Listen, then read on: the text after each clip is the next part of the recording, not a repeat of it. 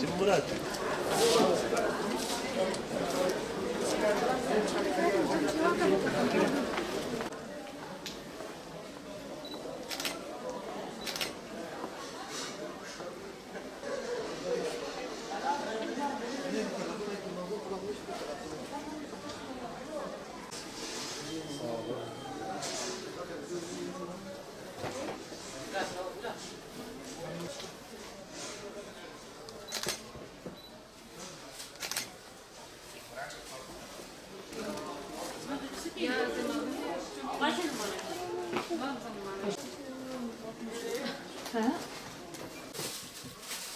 Hayırlı olsun. Teşekkür ederim.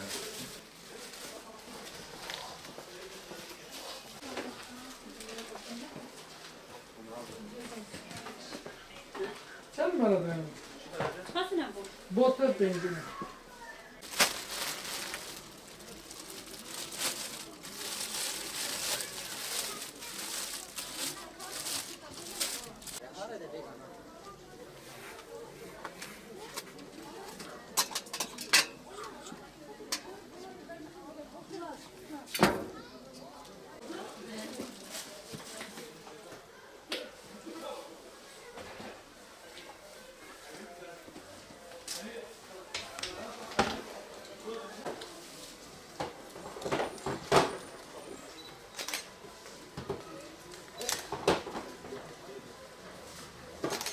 Yaklaşık zaten bir yıldır pandemiden dolayı işlerimiz düşmüştü.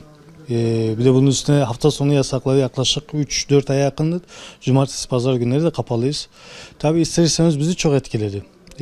Çalışmayan insanlar biliyorsunuz cumartesi, pazar günü alışverişe çıkabiliyordu.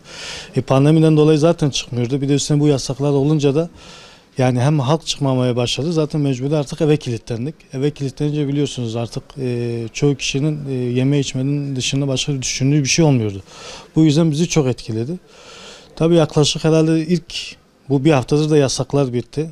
İnşallah bundan sonra yani çok büyük bir etki edeceğine de inanmıyoruz. Zaten genel olarak işlerimiz çok düşmüş. Nedir psikolojik olarak biraz daha belki bizi rahatlatabilir. Yani biraz daha iyi olmasını bekliyoruz. Hastalıklardan dolayı da biraz daha düşmesinden dolayı belki biraz daha millet de dışarı çıkart bir alışveriş olmasını bekliyoruz.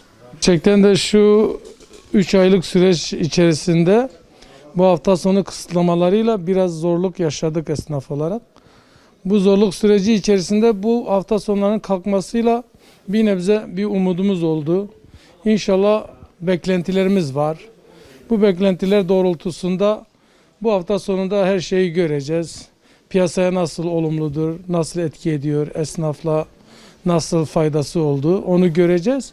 Bunun doğrultusunda inşallah faydalı olur. Tahmin edersem de herkesin beklentisi buydu. Hafta sonlarının kalkması, yasakların kalkması. Esnaf olarak bu karardan yani ümitliyiz ve bu kararın doğru olduğunu düşünüyoruz. Bugün gayet neşemiz yerinde, yani sevinçliyiz daha doğrusu. Neden diyeceksen 3-4 ay zaten kapalı hafta sonları.